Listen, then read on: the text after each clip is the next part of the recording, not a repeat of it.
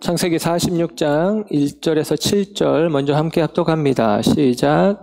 이스라엘이 모든 소유를 이끌고 떠나 브엘세바에 이르러 그의 아버지 이삭의 하나님께 희생제사를 드리니 그 밤에 하나님이 이상 중에 이스라엘에게 나타나 이르시되 야곱아 야곱아 하시는지라. 야곱이 이르되 내가 여기 있나이다 하매 하나님이 이르시되 나는 하나님이라 내 아버지의 하나님이니 애굽으로 내려가기를 두려워하지 말라. 내가 거기서 너로 큰 민족을 이루게 하리라. 내가 너와 함께 애굽으로 내려가겠고 반드시 너를 인도하여 다시 올라올 것이며 요셉이 그의 손으로 내 눈을 감기리라 하셨더라. 야곱이 브엘세바에서 떠날새 이스라엘의 아들들이 바로가 그를 태우려고 보낸 수레에 자기들의 아버지 야곱과 자기들의 처자들을 태우고 그들의 가축과 가나안 땅에서 얻은 재물을 이끌었으며 야곱과 그의 자손들이 다 함께 애굽으로 갔더라. 이와 같이 야곱이 그 아들들과 손자들과 딸들과 손녀들 곧 그의 모든 자손을 데리고 애굽으로 갔더라. 아멘. 47장 7절에서 10절 이어서 함께 합독합니다. 시작. 요셉이 자기 아버지 야곱을 인도하여 바로 앞에 서게 하니 야곱이 바로에게 축복하매 바로가 야곱에게 묻되 내 나이가 얼마냐? 야곱이 바로에게 아뢰되 내 나그네 길의 세월이 130년이니이다. 내 나이가 얼마 못되니 우리 조상의 나그네 길의 연조에 미치지 못하나 험악한 세월을 보내었나이다 하고 야곱이 바로에게 축복하고 그 앞에서 나오니라. 아멘. 아멘. 할렐루야. 오늘 이 아침에도 하나님의 사랑하심과 은혜가 저와 여러분 가운데 함께하는 줄 믿습니다. 주께서 은혜 베푸시기 원합니다. 요셉 이야기 12번째 시간, 험악한 삶을 산 이의 축복이라는 제목으로 말씀을 전합니다. 축복이라고 하는 말, 이 말은 히브리어 바라크라고 하는 말에서 나온 말입니다. 그냥 복이라는 표현을 쓰기도 합니다. 보통 하나님과 관련되어서 바라크는 하나님이 복을 주신다라는 의미고 사람과 관련해서 바라크는 복을 빈다라는 의미가 있습니다. 그래서 사람과 사람 사이에 바라크라고 하는 히브리어 단어, 이 복이라는 단어를 사용할 때 그때는 복을 빌어주는 것이죠. 그래서 성경에는 축복이라는 표현으로 이제 표현을 해줍니다. 우리가 구분할 필요는 있는 것 같아요. 어떤 목사님들은 꼭 구분해야 된다고 강조를 하시는데, 예를 들면 하나님은 우리를 축복하시는 분이 아니라 하나님은 우리에게 복을 주시는 분. 그리고 우리는 복을 주는 게 아니라 우리는 복을 빌어주는 존재, 그런 것이죠. 특별히 우리 믿는 사람들은, 그리스도인들은 축복의 사람들입니다. 복을 빌어주는 사람들이에요. 복을 빌어주는 사람들이죠. 우리가 복을 빌어줄 수 있는 이유는 우리가 복을 받은 자들이기 때문에 가능합니다. 내가 하나님의 복을 받은 거예요. 우리 믿는 사람들을, 특별히 먼저 믿은 사람들을 가리켜서 선민이라는 표현을 씁니다. 요즘 이스라엘 지역에 이스라엘과 팔레스타인 사이에 지금 또 전쟁이 있어서 마음이 무거운 마음들이 드는데, 예를 들면 이스라엘 사람들이 가지고 있는 의식을 선민의식이라고 표현을 해요. 선민의식. 이제 선택된 백성이라는 뜻이죠. 우리는 선택받았다, 택함받았다라고 하는 것입니다. 우리는 영적인 의미의 선민들이죠. 하나님이 우리를 영적으로 택하셔서 영적 이스라엘 삼으셨다라고 여깁니다. 우리는 그러니까 영적인 의미의 선민이에요. 택함받은 하나님의 백성, 하나님의 자녀들입니다. 그래서 우리들은 복을 받아야 되는 게 아니라 복을 빌어주는 존재가 되어진 것입니다. 선민이라는 말 자체 안에는 이 땅에서 더 이상 복을 바랄 필요가 없는 자가 되었다라는 의미예요. 저와 여러분이 나는 택함받았어, 나는 구원받았어 이런 말을 할 때는 나는 더 이상 뭔가 필요한 게 아니야 라고 하는 인식이 있어야 됩니다. 내가 하나님 믿고 있는데, 내가 하나님을 가졌는데 또 다른 무언가를 구해야 된다, 그게 필요하다라고 생각하면 뭔가 좀 맞지 않잖아요. 그러니까 우리는 복을 가진 자이고, 그리고 복을 빌어주는 자가 되었다라고 이야기를 해요. 아브라함을 부르시면서 하나님께서 하신 말씀, 너는 복이 되어라. 옛날 성경에는 너는 복의 근원이 되어라 라고 말씀을 하시잖아요. 아니, 복의 근원이 되어라 라기보다는 너는 복의 근원이 될 것이다 라고 약속하면서 말씀을 해주셨습니다. 아브라함을 통해서 하나님이 그 인생 가운데 하나님의 복으로 채우실 것이고 채우셨고, 아브라함을 통해서 천하 만국이 복을 받게 하는, 그래서 열국의 아버지 아브라함이 되게 하는 일들이 성경에 있는 약속입니다. 그러므로 저와 여러분들은 기억해야 될 것, 그리스도를 믿는 믿음 안에 서 있는 저와 여러분, 스스로가 하나님의 자녀라고 생각하는 저와 여러분은 복을 구하는 존재라기보다는 복을 비는 존재라고 여기는 것이죠. 물론 우리가 기도할 때 우리의 필요를 구하는 것들까지 하지 말라는 이야기가 아니라, 우리는 복을 받은 사람이라는 영적인 인식이 우리 가운데 필요하고 중요하다라는 사실입니다. 오늘 우리가 살피는 내용은 47장 7절부터는 야곱이 이제 애굽 땅에 가서 애굽의 왕 바로를 만나면서 바로를 아련하는 과정 가운데 바로를 축복하는 내용이에요. 그에 앞서서 우리는 창세기 46장 1절부터 7절까지의 말씀을 보는데, 이제 야곱의 아들들의 이야기가 들려집니다. 동생, 곧 야곱의 입장에서 잃어버렸다고 생각했던 요셉이라는 아들이 죽지 않고 살아있고, 그가 애굽의 총리가 되었고, 그동안 우리에게 대하여 그렇게 모함하고 했던 그 과정들, 곧 형제들에게 대하여 하나님 앞에 직면하게 하는 그 과정들이 요셉의 일들이었다라는 이야기를 하면서, 요셉이, 애굽의 총리로 있는 요셉이 아버지를 모시고 애굽으로 오라고 했습니다. 앞으로 기근은 5년이나 앞으로 더 있을 것인데 애굽의 풍요로움 속으로 아버지를 초대했습니다 하면서 이야기를 합니다. 야곱은 그 이야기를 듣고 처음에는 믿지를 못해요. 못 믿는 거죠. 지금 22년 동안, 22년 전에 다름 아니라 지금 이 얘기를 하고 있는 다른 아들들, 10명의 아들들이 요셉의 채색 옷에 피를 묻혀가지고 흥건히 피 묻은 그 옷을 아버지에게 들이밀며 요셉이 죽었다고 이야기했고, 그 아버지는 요셉의 시신도 제대로 수습하지 못한 채 그 피 묻은 옷으로 장사 지내고 마음에 요셉을 묻어둔 채로 22년의 시간을 보내왔단 말이에요. 그리고 나서 지금 갑자기 요셉이 살아있다라고 이야기하고 애굽에서 더군다나 총리가 되었다고 이야기를 하니 믿어지지가 않습니다. 그때 애굽의 바로왕이 요셉을 통해서 보내주었던 바로왕의 병거를 아버지에게 보여줍니다.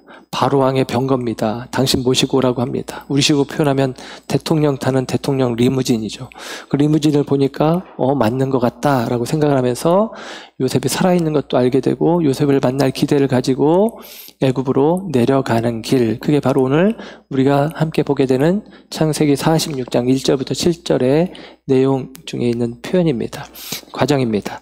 1절의 말씀을 보면, 46장 1절의 말씀을 보면 이스라엘이 야곱이죠. 이스라엘이 모든 소유를 이끌고 떠나 브엘세바에 이르러 그의 아버지 이삭이 하나님께 희생자세를 드리니, 그럽니다. 22년 동안 죽은 줄만 알았던 요셉, 뒷부분에 보면 요셉을 만나고 나서 이런 표현을 해요. 내가 이제 죽어도 여한이 없다. 그런 말. 우리 이런 아들을 얻을 때 그런 마음 아니겠어요? 한 번만 만났으면 좋겠다. 꿈에서라도 봤으면 좋겠다. 그런데 그 요셉을 만나고 나서 야곱이 진짜로 내가 이제 죽어도 여한이 없다, 이렇게까지 얘기를 한단 말이에요. 그런데 그런 야곱이 지금 요셉을 만나러 가는 길입니다. 요셉이 보내준 바로왕의 리무진, 병거까지 타고 가는 길이에요. 근데 그 길에 중간에 브엘세바에서 제단을 쌓게 되었다라고 1절에 이야기를 해줍니다. 지금 야곱이 살고 있던 곳은 헤브론이라고 하는 산지예요. 그리고 브엘세바는 이스라엘 땅의 최남단입니다. 단에서 브엘세바까지, 우리말로 표현하면 백두산에서 한라산까지, 그런 의미예요. 최북단부터 최남단까지를 표현하는 표현인데 최남단 브엘세바.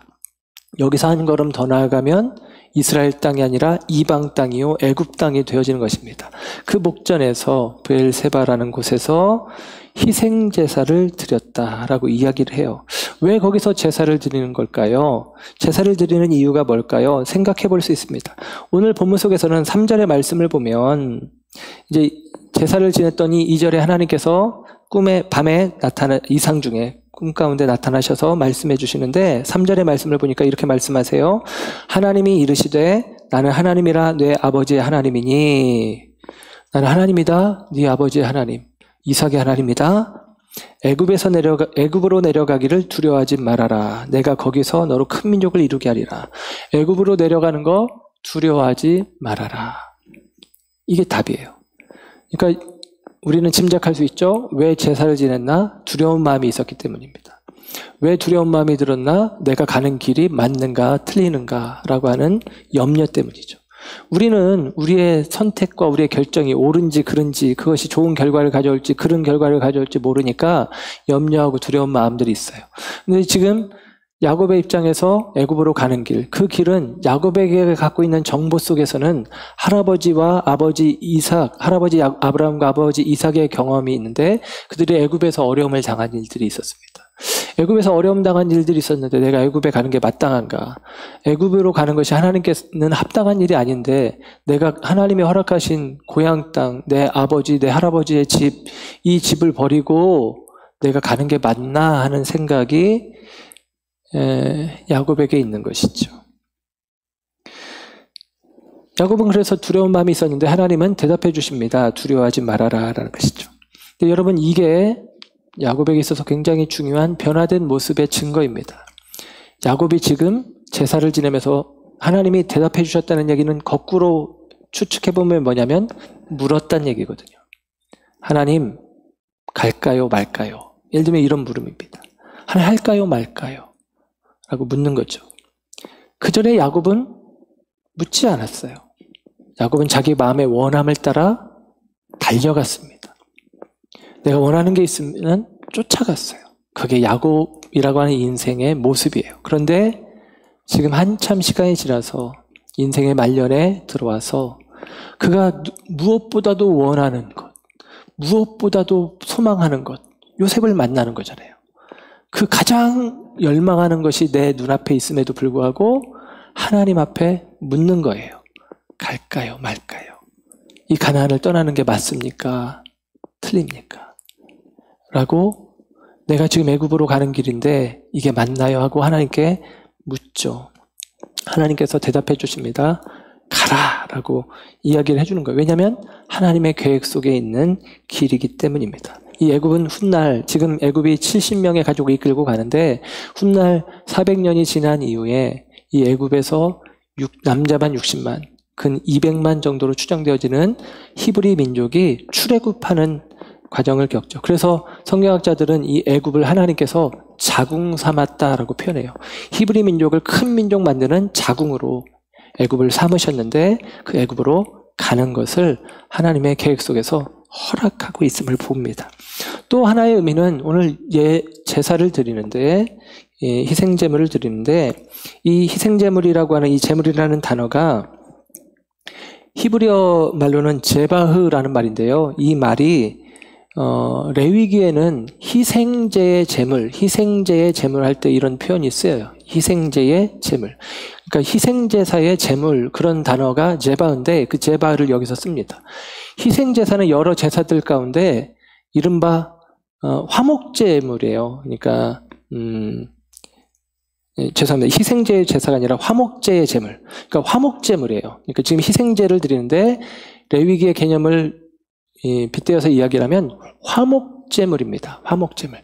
화목제물을 드린다는 것은 그 화목제물의 의미는 감사제에 해당이 돼요.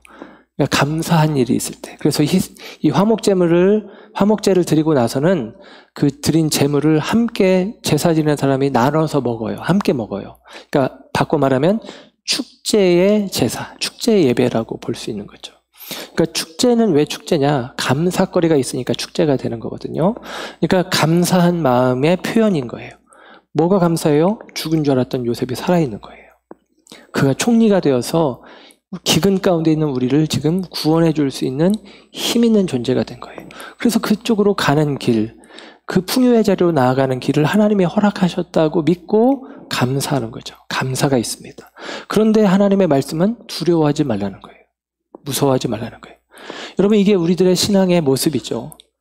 감사가 있는데 두려움도 있는 거예요. 내가 하나님의 자녀 되었다라는 믿음 안에서 감사하는 마음이 있는데 내가 지금 제대로 살고 있나? 이렇게 사는 게 맞나?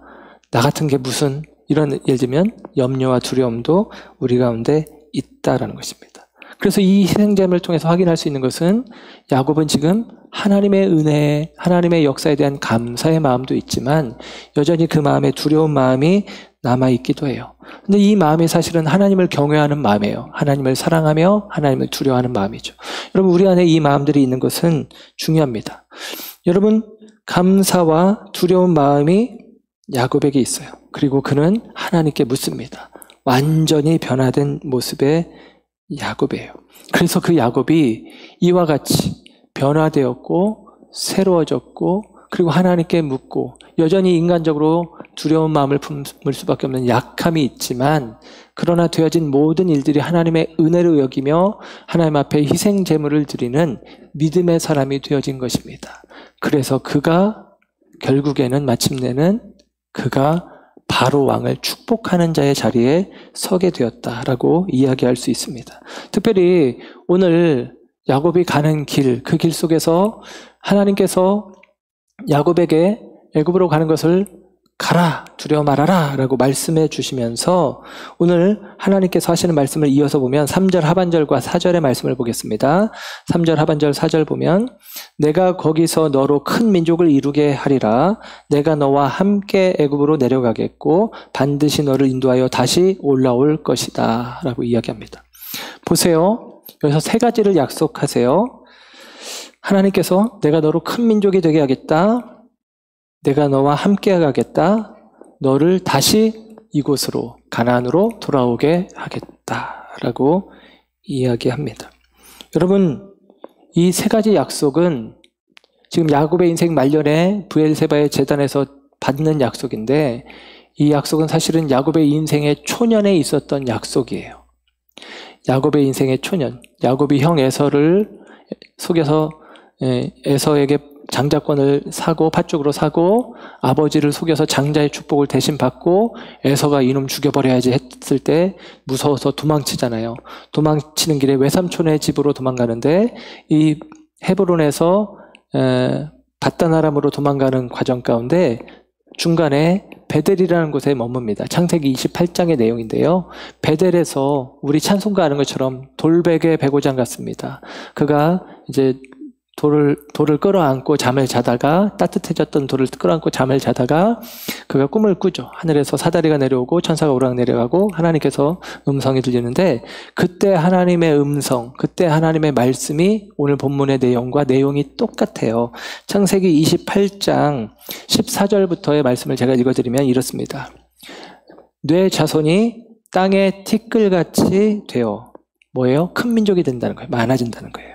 뇌가 서쪽과 동쪽과 북쪽과 남쪽으로 퍼져나갈지며 땅의 모든 족속이 너와 뇌 자손으로 말미암아 복을 받으리라. 내가 너와 함께 있어. 너 밧단 아람으로 가는 길에 내가 너와 함께 가겠다. 함께 있어. 내가 어디로 가든지 너를 지키며 너를 이끌어 이 땅으로 이곳으로 돌아오게 할지라. 내가 내게 허락한 것을 다 이루기까지 나는 너를 떠나지 아니하리라 하신지라. 아멘. 야곱의 생애 속에서 그가 하나님의 축복을 받기를 원해서 인간적인 방법으로 아버지의 축복, 장자의 축복을 받았지만 결국에는 도망자 신세가 되어졌을 때 베델이라는 곳에서 하나님께서 그를 찾아와서 만나주시면서 하셨던 약속, 그 약속이 오늘 본문 속에서 그대로 이루어집니다. 하나님의 꿈, 하나님의 계획, 하나님의 약속은 반드시 이루어지는 거죠. 우리가 꿈꾸고 우리가 꿈을 꾸고 꿈을 꾸고 꿈을 생각하는 삶, 우리의 표이기도 한데 우리가 꿈을 꾸고 우리가 꿈을 생각하는 것은 그런 의미에서 내 꿈, 내 생각, 그리고 내 기대를 향해서 달려가는 그 다름질이 아니라 하나님께서 우리에게 약속하신 바를 붙잡는 거예요. 그리고 믿는 거죠. 하나님의 약속은 반드시 이루어진다. 하나님의 약속은 반드시 내 삶 가운데 성취된다. 베델의 약속을 야곱의 생애 속에서 하나님이 이루셨거든요. 하나님이 그와 함께 하셨고 그가 돌아오는 길에 12 아들의 아비 이스라엘이라는 이름을 얻어서 돌아오게 되어지고 아버지의 집으로 돌아오는 길에 에서와 화해하며 평안하게 돌아올 수 있도록 하나님이 허락하셨습니다. 그래서 하나님께서 야곱의 생애 속에 베델의 약속을 이미 이루셨어요. 그리고 야곱의 생애 말년에 다시 한번 똑같은 약속을 하십니다. 그러면 야곱은 어떤 마음이 들까요? 베델의 약속을 이루신 하나님이 오늘 이 브엘세바의 약속도 이루실 거야 라고 하는 믿음과 기대가 생기는 것입니다. 저와 여러분도 신앙생활하면서 이런 약속을 다시 붙잡는 게 필요해요. 우리가 처음 예수님을 믿었을 때 얼마나 큰 은혜가 있었고 감격이 있었고 기쁨이 있었고 만족이 있었고 그 약속들이 우리 가운데 있어서 얼마나 우리의 마음을 뜨겁게 했습니까? 그런데 신앙생활 하다 보니 내가 구원받았음을 알고 감사하는 마음도 있고 은혜도 있지만 어느 순간 또 살면서 내가 하나님을 떠났나? 하나님이 이렇나? 하나님이 나와 함께 하시지 않나? 내가 가는 이 길이 맞나? 하며 염려하며 두려워하는 마음들이 우리 가운데 있기도 합니다. 그럴 때 다시 우리들의 삶의 자리에서 브엘세바의 제단을 쌓는 것입니다. 7개의 언약이라는 이름의 뜻, 7개의 맹세라는 이름의 뜻, 브엘세바. 그곳에서 하나님의 온전하신 언약을 다시 한번 붙잡는 거예요. 그 언약을 붙잡고 일어서는 것입니다. 베델의 약속을 이루신 하나님은 브엘세바의 약속도 이루실 것이다. 그 하나님을 처음 만났던 그 은혜의 감격들과 그 축복의 약속들이 지금 현재 내 삶 속에서도 내가 다시 그 약속을 되새기며 그 약속을 붙잡고 설 때 하나님은 반드시 이루실 것이다. 여러분, 저와 여러분에게 하나님께서 지금 현재 우리의 모습이 어떠하든지 간에 다시 우리가 그 약속 위에 서면, 그 약속을 붙잡으면 하나님께서 저와 여러분에게 그 베델의 약속을 이루셨듯 오늘 저와 여러분에게도 그 약속을 이루실 줄 믿으시기를 주님의 이름으로 축원합니다. 하나님은 약속을 성취하시는 하나님이에요. 그 약속의 말씀을 듣고 붙잡고 야곱이 브엘세바의 이 마지막 담 경계선을 뛰어넘어 그가 애굽으로 넘어가게 되어지는 것을 보게 됩니다. 그리고 그 애굽에서 되어진 일을 오늘 47장에서 우리에게 이야기를 해줍니다. 47장 오늘 읽은 말씀 속에서는 우리가 7절부터의 말씀을 보았는데 이제 요셉이 아버지와 회우하고 나서 이 몇 가지 당부의 말을 해요. 이제 바로 왕을 만나게 될 텐데 바로 왕에게 구별된 땅을 달라고 해라, 고센 땅을 달라고 해라, 그런 이야기를 하고요. 그리고 나서 이제 직접 이제 요셉이 아버지를 데리고 바로와 아련하는 자리가 되어집니다. 그런데 오늘 본문 속에 보면 7절에 보면 들어가면서 야곱이 바로 왕을 축복했다고 하고 10절에 보면 나오면서 또 바로 왕을 축복했다고 해요. 중간에 얼마나 대화의 시간이 길었는지는 알 수 없지만 아무튼 그렇게 축복하는 모습으로 이제 야곱이 서게 되어집니다. 그리고 오늘 이 야곱이 축복을 하는데 이 축복하는 내용 속에 우리가 좀 깨닫고 알게 되어지는 것들이 있는데 오늘 본문 속에 보면 바로가 이제 야곱에게 먼저 물어요. 네 나이가 얼마냐 그랬더니 야곱이 말합니다. 내 나그네 길의 세월이 130년입니다. 나 130세요 그러죠. 100세만 살아도 대단한데 130세. 그런데 야곱이 이어서 이야기합니다. 내 나이가 얼마 안 됩니다. 우리 조상의 나그네 길의 연조에 비하면 얼마 안 됩니다. 그럽니다. 실제로 야곱의 아버지 이삭은 180세까지 살았고 야곱의 할아버지 아브라함은 175세까지 살아요. 그리고 야곱은 130세 현재고 나중에 17년 후에 147세에 죽습니다. 그러니까 자기 조상들보다는 많이 못 살았는데 어쨌거나 내 나이가 조상에 비하면 많지 않지만 그렇게 얘기하지만 사실은 많이 살았다는 얘기잖아요. 지금 젊은 바로왕 앞에서 내가 130년이요 그렇게 이야기를 하는 거니까요. 그런데 그 야곱이 이 바로왕을 축복하는 것이죠. 축복합니다. 야곱이 이 표현을 곁들였어요. 험악한 세월을 보내었나이다. 내가 험악한 세월을 살았습니다. 라고 이야기를 합니다. 내가 나그네의 삶을 사는데 험악한 삶을 살았습니다. 라는 것입니다. 실제로 야곱은 지금 나그네입니다. 자기 고향 땅을 떠나서 애굽 땅에 왔잖아요. 다른 나라에 왔잖아요. 근데 46장 1절에 보면 이스라엘의 모든 소유를 이끌고 왔다고 표현을 해요. 그러니까 잠깐 방문하려고 온 게 아니죠. 우리 식으로 표현하면 이민 간 겁니다. 완전 이민 간 거죠. 거기에서 17년을 살다 죽으니까요. 이민 간 거예요. 이민을 가는 것입니다. 근데 이민이라는 표현도 맞지만 이런 표현도 할 수 있어요. 그가 왜 애굽으로 갔느냐? 그가 머문 땅에 기근이 있었고 기근 속에서 죽을 수밖에 없었기 때문입니다. 그러니까 살려고 간 거예요. 내 나라, 내 민족, 내 환경은 살기에 합당하지 않으니까 목숨 걸고 받아주거나 말거나 일단은 몸을 다른 나라로 옮겨가는 거. 이거 난민이라고 하잖아요. 그런 사람들 난민이라고 하잖아요. 예를 들면 지금 야곱은 난민 신세입니다. 가끔 예를 들면 유럽에 있는 시리아 난민 뭐 그런 사람들 보면요. 저번에 한번 갔을 때도 사는 게 아주 형편없어요. 그리고 뭐 예를 들면 프랑스나 그런 나라에서 독일이나 그런 나라에서 난민들을 제대로 대우해주지 않습니다. 그런데 그 난민의 형편이 지금 야곱이죠. 물론 요셉이 총리가 되어 있으니까 좀 성격은 다르지만 난민과 같은 자고 그리고 스스로도 이야기하기를 험악한 인생을 살았다고 하는데 그가 모든 소유를 가지고 갔다고 해봐야 그가 가지고 있는 것은 바로 왕의 소유에 비하면 세 발의 피같이 별것도 아닌 것인데 그런데 야곱이 바로를 축복합니다.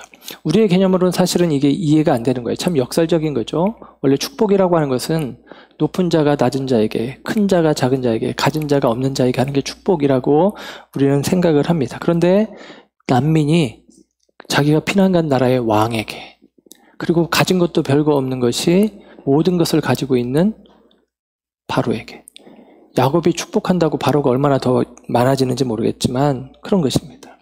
그리고 험악한 힘겨운 삶을 살아온 사람이 고난으로 점철된 삶을 살아온 사람이 누구보다도 평안한 삶을 사는 것처럼 보이는 바로에게 축복을 한다라고 이야기를 하는 것입니다. 여러분 이게 참 역설적이지만 하나님은 그래도 놀랍게도 이 일들을 이루십니다. 야곱이 아닌 요셉을 통해서 이 일을 이루시는데 이 축복하는 말 다음에 나오는 표현이 뭐냐면 읽지 않았지만 11절부터 보면 이제 애굽의 토지 제도가 나와요. 그러니까 애굽 사람들이 먹을 게 없으니까 요셉에게 와서 자기 땅을 다 내어놓고 음식을 받아갑니다. 그 다음에도 먹을 게 없으니까 그 다음에는 우리가 종이 되겠습니다 라고 이야기해요. 그래서 결론적으로 뭐냐? 애굽의 모든 땅이 바로의 소유가 되어지고 애굽의 모든 사람이 바로의 종이 되어집니다. 바로가 모든 것의 주인이 되어지는 거예요. 누굴 통해서? 요셉을 통해서. 그러니까 바로가 요셉을 통해서 축복을 받는 것이죠. 그런 이야기를 우리에게 들려주기도 합니다. 그런데요, 여러분 여기서 우리가 생각해 볼 것은 이제 야곱이 하나님께서 그를 세우신 내가 너로 말미암아 사람들이 복을 받게 하겠다.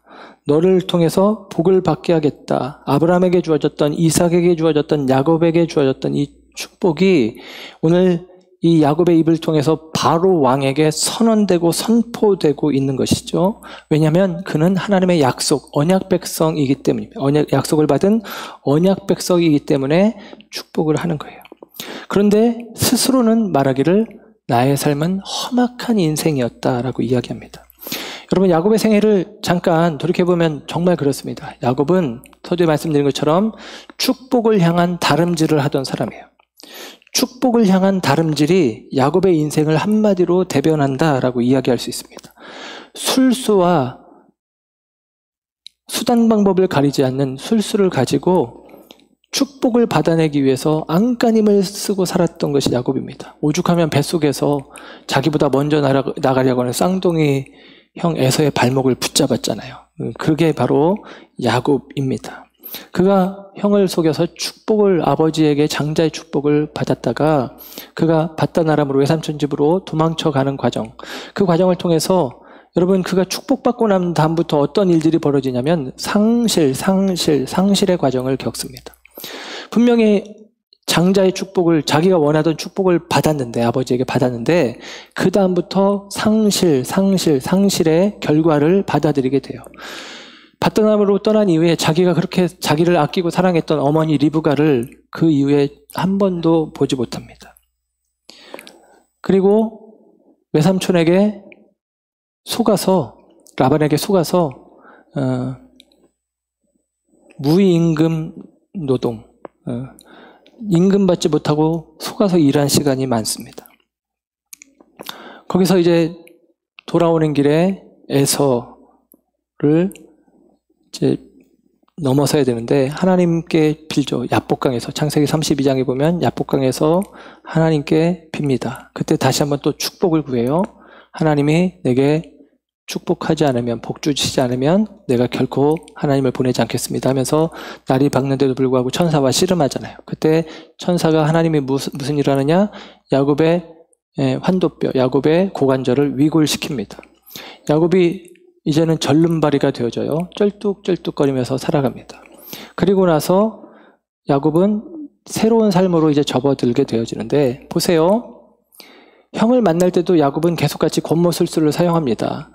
종들과 재산, 자녀들과 재산, 친자식들과 친마누라에게서 나온 자녀들과 재산, 이렇게 분할해가지고 셋대로 나누어가지고 앞에서 에서가 만약에 치면 자기는 맨 마지막에 남아있다가 도망가려고 마음을 먹었는데, 하나님을 붙들고 씨름했는데 고관절을 쳐버리니까, 절뚝발이가 되어지니까 도망도 못 가는 거예요. 그게 야곱이에요.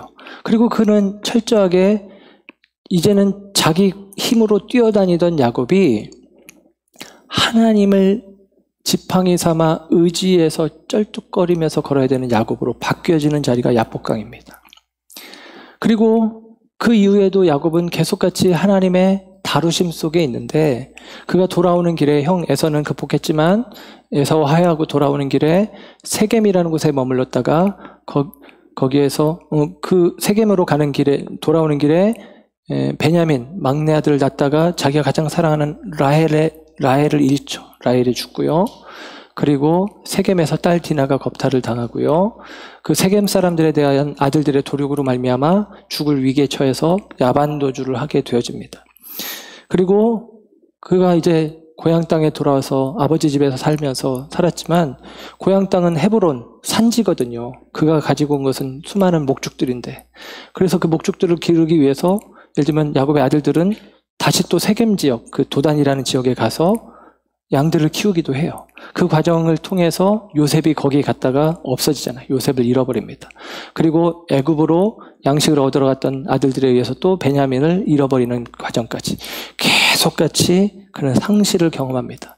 야곱의 생애가 그렇게 기록되어 있어요. 그러니까 야곱이 지금 내 인생이 130년인데 험악한 인생입니다, 험악한 세월을 살았습니다 라는 말은 합당한 말입니다. 그런데 여러분, 야곱은 그럼에도 불구하고 축복의 사람이 되어진 거예요. 험악한 삶을 살았는데, 많은 것을 잃었는데, 모든 것을 잃었는데, 축복받은 다음에 잃기만 했는데 어떻게 그 인생이 축복하는 사람이 되어질 수 있느냐? 야곱이 깨달았기 때문입니다. 축복은 내 힘으로, 능으로, 내 다름질로 쟁취하는 것이 아니라 은혜로 주어져야 하는 것이구나 라는 것을 그 삶 속에 깨닫는 것입니다. 내 힘으로 달려갈 수 있을 때는 그런 걸 기대하지 않았는데, 절뚝발이가 되어서 내가 하나님을 지팡이 삼아 의지하고 걸어가는 상황이 되고 보니 은혜가 아니면 나한테는 안 되는구나 라는 사실을 삶 속에서 깨닫는 것입니다. 그리고 나서 야곱은 은혜로 주어지는 하나님의 축복, 그 축복이 내 삶 가운데 요셉의 회복, 요셉을 통한 이 기근에서 풍요의 자리로 나가는 그 걸음, 그것들을 통해서 확인하면서 이야기하는 거예요. 축복은 하나님의 것입니다. 그래서 하나님의 사람이 축복하는 것입니다. 힘으로는, 능으로는 바로가 더 많은 축복을 쟁취할 수 있을 것 같지만 야곱은 그렇게 생각지 않고 하나님이 은혜로 주시는 것임을 영적 통찰을 가지고 이야기를 합니다. 험악한 세월이라는 말을 이야기했는데요. 험악한 세월이라는 말 안에는 야곱의 어떠함을 잘 표현하는 내용들이 담겨져 있습니다. 험악한 세월을 살았다. 내 삶이 그렇다는 얘기는 야곱이 겸손해진 거예요. 야곱의 겸손을 표현하는 말입니다. 험악한 세월을 살았다라는 것은 야곱이 그 모든 인생의 과정을 통해서 성숙해졌다는 의미가 되어집니다. 산전수전 다 겪어보니 성숙해지는 거죠. 영적 지혜가 생기는 것입니다. 결국 야곱은 인생에 대한 통찰을 그 과정 속에 얻은 거예요. 내 나이가 130년이다. 험악한 세월을 살았다. 내가 인생의 의미를 안다. 인생 속에 주어진 축복, 그 축복이 어떤 건지 안다. 그 축복의 주체가 하나님이심을 나는 뼈저리게 경험했다. 그 하나님이 바로 당신을 축복하기를 나는 원한다. 라고 바로를 축복하고 있는 것입니다. 절름발이 가나안 촌사람, 촌부. 그가 많은 것을 가졌다지만 바로 앞에서는 정말 비할 바 못되는 적은 것이지만 그가 절뚝발이 모습으로 살아가고 있지만 이 야곱이 애굽의 왕 바로를 축복하고 있다는 것입니다. 여러분, 저와 여러분의 모습도 이와 같습니다. 우리도 세상 속에서 세상 속에 볼 때는 별 볼 일 없는 존재일 수 있지만 우리는 택하신 백성 선민이고 우리 하나님의 복을 아는 자들입니다. 우리들의 신앙의 여정 속에서 깊이 깨달아는 영적 통찰이 우리에게 주어집니다. 그래서 우리는 우리에게 주어진 그리스도의 이름으로 하나님의 마음으로 축복할 수 있는 하나님의 사람들이 되어진 것입니다. 고지론이라는 말이 있어요. 고지, 높은 고지에 올라가야 된다는 거예요. 믿는 사람들이 잘 돼야 된다라는 이야기를 옛날 교회에서 많이 했습니다. 저도 사실은 여러분들이 잘 되길 원합니다. 머리가 될지언정 꼬리가 되지 않도록 우리 자녀들을 위해서 기도하죠. 우리 자녀들이 머리가 되어지길 원하는 마음들이 있습니다. 그러나 여러분, 예를 들면 높은 곳에 올라가야 하나님이 영광 받으신다. 높은 곳에 올라가야 영향력을 끼칠 수 있다라고 생각하는 것은 성경적인 생각은 아닙니다. 높은 곳에 올라가야만 내가 선한 영향력을 끼칠 수 있다라고 생각하는 것은 성경적인 생각이 아니다라는 것입니다. 예를 들면 요셉이 높은 곳에 올라간 다음에 선한 영향력을 끼쳤느냐, 총리가 되어진 다음에 선한 영향력을 끼쳤느냐, 총리가 된 다음에도 굉장히 큰 일을 하지만 그 이전에도 그는 선한 영향력을 끼치고 축복의 사람으로 살았음을 보게 됩니다. 그가 노예로 있을 때 보디발의 집이 복을 받았어요. 형통케 되었죠.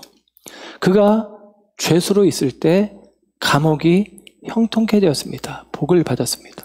그가 누구보다도 낮은 노예의 자리에, 누구보다도 억울하고 답답한 감옥의 매임의 자리에 있었지만 그가 있는 삶의 공간들은 하나님의 바라크 축복으로 채워지고 있었다라는 것입니다. 그가 높아지기 전에, 총리가 되기 전에, 고지에 올라서기 전에 그가 머무는 곳에서 그는 축복의 사람으로 살고 있었다라는 사실입니다. 야곱도 마찬가지죠. 야곱이 바로를 축복하기 위해서는 바로보다 높아져야 되는 겁니까? 야곱이 바로를 축복하기 위해서는 바로보다 많은 것을 가져야 되는 것입니까? 그게 아니어도 상관없다라는 거예요. 야곱은 바로보다 가진 것이 없지만, 야곱은 바로보다 높은 지위가 아니지만, 야곱은 지금 바로가 보기에 아까 말한 대로 나그네요, 난민이요, 험악한 인생을 살아왔지만 그럼에도 불구하고 축복하는 이는 바로가 아니라 야곱이라고 성경은 우리에게 이야기를 해주고 있는 것입니다. 이 말씀을 통해서 우리는 깨달아야 합니다. 참된 인생의 성공과 축복을 성경적으로 우리가 바르게 정의하는 게 필요해요. 뭐가 성공이냐, 뭐가 축복이냐, 바르게 우리가 알아야 합니다. 세상이 말하는 성공과 축복이 아니라 성경이 말하는 성공과 축복을 우리가 붙잡아야 합니다. 세상적인 지위, 부가 있고 명예가 있고 성공하고 그러면 인생 가운데 그것들이 있으면 축복이냐? 성경은 그렇게 이야기하지 않는다라는 것입니다. 인생의 과정 가운데 그게 있을 수도 있고 없을 수도 있는 거예요. 세상적 의미의 지위, 그 부나 명예나 성공이라는 것이 믿는 우리에게 있을 수도 있고 없을 수도 있다라는 것입니다. 그거 가지고 있으면 축복받은 거고, 받은 거고, 그거 없으면 축복을 못 받은 거냐? 그렇게 이야기하지 않습니다. 우리는 쉽게 그게 있으면 축복이라고 여겨버립니다. 예를 들면 교회 다니는 사람이 잘 됐어요. 좋은 직장에 들어갔어. 좋은 학교에 들어갔어. 사업이 잘 됐어. 그러면 우리는 축복이라고, 하나님이 축복해 주셨다고 쉽게 이야기합니다. 그런데 여러분, 정말 그게 하나님의 축복입니까? 그 인생의 과정을 살피지 않고 결과물만 가지고 그것을 하나님의 축복이라고 이야기하는 것은 위험합니다. 때로는 하나님을 믿었고 커지고 높아지고 많아졌을 때 그것이 교만의 이유가 되기도 하고 하나님과 멀어지는 이유가 되기도 합니다. 그렇다면 그것은 더 이상 축복이 아닌 것이죠. 그래서 여러분, 무언가 우리에게 얻어진 것이 있을 때, 결과가 있을 때 그것이 하나님의 축복인가를 확인하기 위해서는 우리들의 삶의 과정을 들여다볼 필요가 있습니다. 내가 옳은 방법으로, 하나님의 방법으로 말씀을 따라 순종하며 나아갔을 때 얻어진 것이면 여러분 마음껏 누리셔도 됩니다. 하나님의 축복이 맞습니다. 그런데 그게 아니라면 오히려 우리를 넘어뜨리는 걸림돌이 되어질 수도 있다는 사실입니다. 야곱의 인생 속에 이와 같은 영적 통찰이 있는 거예요. 그는 제대로 보기 시작한 것입니다. 그가 예전에는 세상적인 기준들로 복을 받길 원했던 마음으로 그 세상적인 복을 향해서 달려가던 인생이었는데 이제는 그가 눈을 뜨고 보는 것입니다. 무엇이 참된 풍요인지, 무엇이 참된 높음인지, 무엇이 축복인지 그는 분간하기 시작했다라는 것입니다. 빌립보서 3장에 보면 우리가 빌립보서를 이미 공부했는데 바울이 이야기합니다. 내가 이 모든 것을 배설물로 여긴다. 세상의 기준으로는 이 모든 것이 복받았다라고 말할 수 있는 결과물들인데 바울은 그것을 배설물로 여긴다는 거예요. 그러면서 바울은 이야기합니다. 내가 그리스도를 얻고 그 안에서 발견되려 함이다라는 것입니다. 그리스도를 얻었으면 나는 복된 자, 그리스도를 잃었으면 나는 가난한 자. 그리스도를 가졌으면 나는 부유한 자, 없으면 나는 가난한 자. 이렇게 고백을 하는 거예요. 내가 이 모든 것을 가졌어도 이것이 오히려 하나님께 나가는 길에 방해가 된다면, 그리스도를 내가 사모하는 마음을 오히려 방해하거나 줄이거나 감하게 하는 것이라면 오히려 그것은 배설물이다라고 이야기를 합니다. 여러분, 진짜 축복은 높아졌을 때 받는 게 아니고 낮아졌을 때 받는 것입니다. 하나님의 은혜는 낮은 곳에 임합니다. 예수님은 팔복의 말씀을 통해서 우리에게 말씀하셨습니다. 심령이 가난한 자는 복이 있나니 천국이 그들의 것이라. 심령이 가난한 자에게 복이 임한다 라고 이야기합니다. 높아져서가 아니라 낮아져서. 오늘 창세기 46장 바로 앞에는 이제 고센 땅을 분별해 달라고 이야기를 해요. 바로왕에게 우리는 목축업을 하니까 고센 땅을 달라고 하세요. 우리가 애굽에 살지만 애굽에 섞이지 맙시다. 우리는 가나안으로 돌아갈 거니까 하나님의 백성의 정체성을 잃어버리지 맙시다 하면서 고센 땅을 달라고 요청을 해요. 근데 그 장면 속에서 창세기 46장 34절의 말씀을 보면 하반절에 이렇게 이야기합니다. 애굽 사람은 다 목축을 가증히 여기나니 그럽니다. 애굽 사람들은 목축업을 가증히 여긴다는 거예요. 왜냐하면 그들은 농업을 하고 사니까. 네, 짐승들과 함께 머물고 그 똥 치우고 하는 거, 그 더러운 거, 그거 꺼리끼는 거 그렇게 생각한다는 거예요. 그러니까 그들에게 우리는 목축업하는 사람이니까 같이 있지 말고 우리가 좀 따로 떨어져 삽시다 그렇게 얘기를 하는 거예요. 여러분, 그게 그들의 영적 정체성을 지키기 위함도 있지만 스스로 우리는 당신들 보기에 하찮은 존재, 꺼리끼는 존재, 가치 없는 존재입니다라고 이야기하는 거예요. 무슨 의미예요? 우리 스스로를 낮추는 것입니다. 요셉이 애굽의 총리인데도 불구하고 히브리 백성들을 영적으로 낮추는 거예요. 겸손하게 낮추는 자리, 그게 바로 고센이기도 합니다. 하나님의 축복의 자리기 구별된 자리이기도 하지만 우리를 낮추는 것입니다. 여러분, 우리가 구별됐다는 게 무엇이냐? 하나님 앞에서 나는 은혜가 필요한 자입니다. 나는 죄인입니다. 하나님이 축복하시지 않으면 나는 안 됩니다 라고 스스로를 낮추는 자리가 구별된 자리입니다. 저와 여러분이 그 자리에 서는 것이 중요해요. 오늘 본문 속에서 이중적 상징을 우리가 이해할 필요가 있는데, 요셉을 통해서 기근 가운데 있었던 야곱과 가족들이 애굽에 들어가는 것은 영적인 의미로는 우리가 세상 속에서 풍요의 자리, 천국으로 요셉의 공로를 통해서 죄 없으신 예수 그리스도의 은혜를 통해서 값없이 들어간다는 영적인 상징이 하나 있습니다. 그런데 역설적이게도 또 하나는 그 애굽은 나중에 출애굽기를 보면 세상을 상징하죠.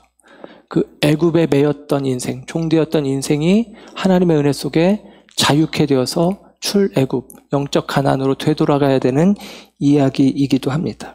그러니까 여러분, 이 이야기는 이중적인 의미를 갖고 있어요. 지금 요셉을 통해서 기근의 땅에서 풍요의 땅으로 하나님께서 허락하신 은혜의 자리로 나아가는 하나님의 사람들을 보여주기도 합니다.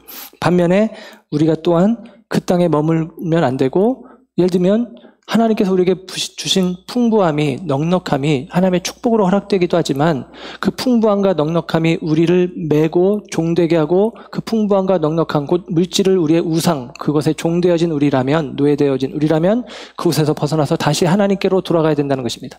결과적으로는 있거나 없거나 어디에 관하거나 하나님을 붙잡아야 된다라고 성경은 이야기를 하는 것입니다. 그런데 여러분, 하나님의 말씀이, 하나님의 언약이 이제는 야곱을 이끌어서 그를 세상 속에서는 난민이요, 거지요, 현실적으로는 갇힌 자요, 나그네에 불과한 그이지만 믿음으로는 그가 자신들의 이 탁월한 영적 현실을 알도록 하신다라는 것입니다.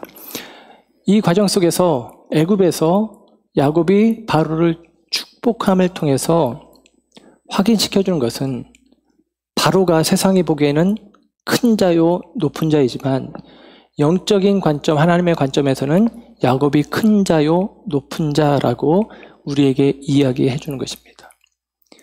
저와 여러분이 세상에서는 약한 자요, 볼품 없는 자요, 꺼리끼는 자일지 모르지만 하나님의 눈에는 저와 여러분이 보배요, 저와 여러분이 높은 자요, 저와 여러분이 가장 존귀한 자라고 이야기해 준다는 거예요. 히브리서 7장에 보면 예수님이 멜기세덱의 반차를 쫓아서 영적 대제사장이 되셨다는 표현을 하면서 멜기세덱이 아브라함에게 축복했다. 논란의 여지 없이 낮은 자가 높은 자에게 축복을 받느니라 그럽니다.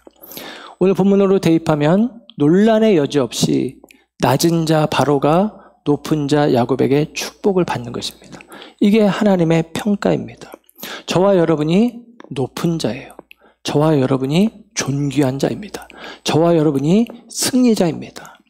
그러나 세상에서는 저와 여러분이 난민 같고 저와 여러분이 나그네의 모습이며 저와 여러분이 바로에게 고개를 숙여야 되는 상황일 수 있다는 거예요. 저와 여러분을 향하여 세상이 가증히 여기며 거리끼며 저렇게 사는 것은 실패한 인생이야, 저렇게 사는 것은 못난 인생이야 라고 이야기할 수 있습니다. 그러나 여러분, 하나님은 우리를 존귀하게 보신다는 거예요. 논란의 여지 없이 축복하는 자가 높은 자입니다. 저와 여러분은 선민, 택함받은 백성으로 하나님의 복으로 세상을 축복하는 존재로 부름받았어요. 시편에 보면 야곱의 아들 요셉의 이야기를 제가 시편 105편을 가지고 이야기했던 것을 기억하실지 모르겠는데, 요셉을 하나님께서 종으로 팔았고 그가 착고에 메어지는 상황들이 그를 단련하였고 그를 결국 자유롭게 하셔서 하나님께서 요셉으로 하여금 애굽의 바로왕의 집에 주관자로 삼으셨다라고 이야기합니다. 그리고 그 연단의 과정을 통해서 요셉은 젊은 나이지만 백관을 제어하는 장로들을 통솔할 수 있는 영적 리더십을 얻었다라고 시편 105편에서 이야기를 해요. 그리고 요셉의 이야기 끝나자마자 시편 105편 23절에 이어서 어떤 이야기가 나오냐면, 이에 이스라엘이 애굽에 들어가며 야곱이 하멜 땅의 나그네가 되었도다 그럽니다. 이에 이스라엘이, 오늘 본문이죠. 이스라엘이 애굽에 들어가며 야곱이 하멜 땅의 나그네가 되었다. 이 하멜 땅을, 애굽을 하멜 땅이라고 표현해요. 노아의 아들 중에 하나입니다. 노아가 셈과 함과 야벳을 낳았는데, 노아가 술 취해서 하체를 벌거벗은 채로 머물러 있을 때가 있는데 함이 비웃었죠. 그 이야기를 듣고 셈과 야벳이 들어가서 아버지 노아의 하체를 옷으로 덮어주었습니다. 은혜를 끼쳐준 거죠. 그래서 나중에 노아가 함에 대해서 저주를 해요. 가나안은 함은 셈을 섬길 것이다. 함은 셈의 종이 될 것이다. 이렇겠어요. 야곱의 족속은 셈족이에요. 훗날 애굽 족속은 함족이 되어집니다. 아프리카 지역이죠.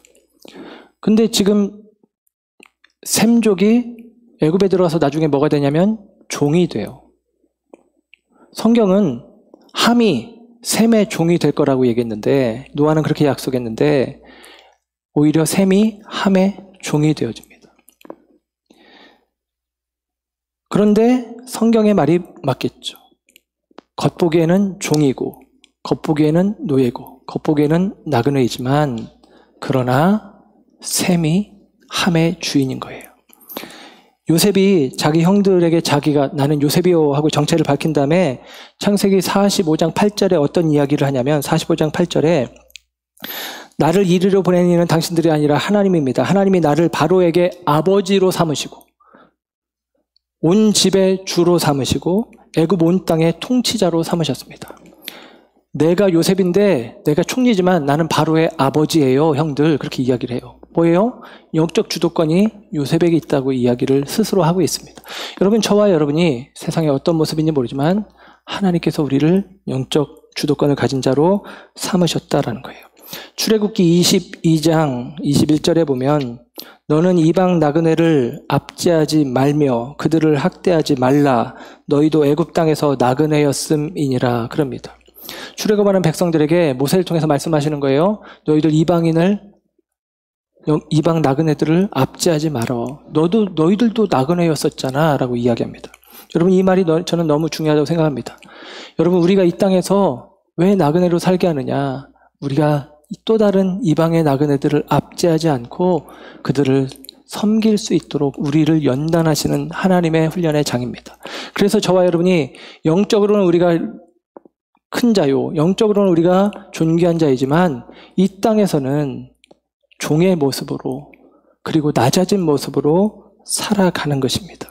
그리고 종된 자의 마음으로 그 모두를 끌어안고 품고 하나님의 사랑으로 그들을 녹여내고 축복할 수 있는 존재로 우리들을 삼으셨다라는 것입니다.